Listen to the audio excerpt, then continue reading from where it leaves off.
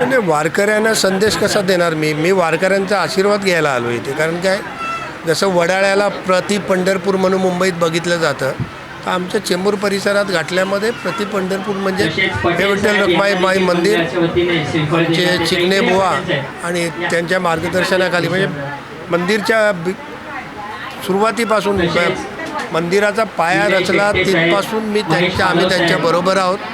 आणि एक प्रसन्न वातावरण असतं. आजच्या दिवशी माणूस आषाढीला एवढ्या लांब करोडो भाविकांमध्ये जायला ज्यांना मिळत नाही, तर ती माणसं इकडे सकाळपासून येऊन दर्शन घेतात. त्याचबरोबर एक मोठा सप्ताहसुद्धा विठ्ठल रखुमाईचा इथे भरवला जातो म्हणजे बुवांच्या मार्गदर्शनाखाली.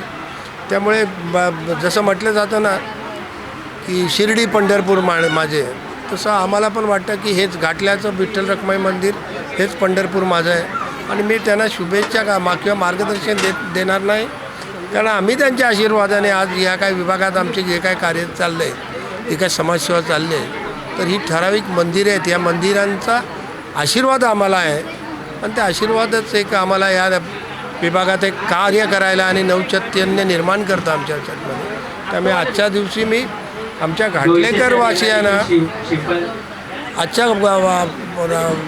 आषाढी एकादशीच्या शुभेच्छा घाटलेकरांना देईन आणि विठ्ठलचरणी प्रार्थना करीन, रखुमाईचरणी प्रार्थना करीन की असंच आम्हाला सर्वांना सुखी समृद्धी आणि निरोगी आयुष्यात जगू दे. जय महाराष्ट्र. आजच्या आषाढी एकादशीच्या माझ्या 153च्या विभागातील सर्व नागरिकांना खूप खूप शुभेच्छा देते.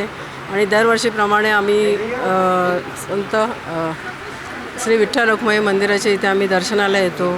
चिकणे बुवा आहेत आणि सगळे वारकरी संप्रदाय, आम्हाला त्यांचे आशीर्वाद मिळतात. आम्हाला जायला मिळत नाही, पण आमच्या या घाटल्या गावातच सगळे आम्ही म्हणतो सगळे देवस्थान आमचं घाटल्या गाव आहे.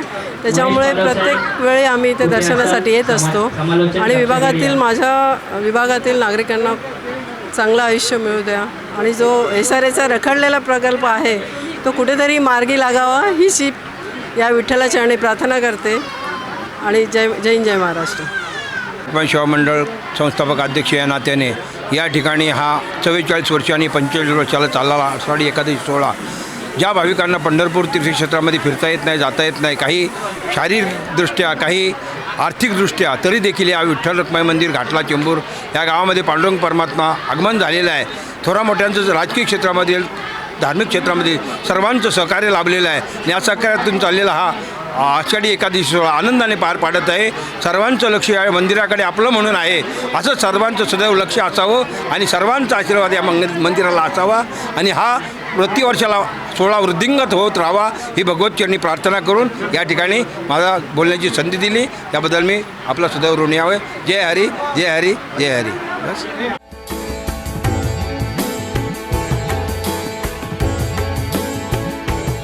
CEN न्यूज, देश प्रदेश की ताजा तरीन खबरों के लिए CEN न्यूज को सब्सक्राइब करें और रहें पल पल की खबर से हर पल बाखबर.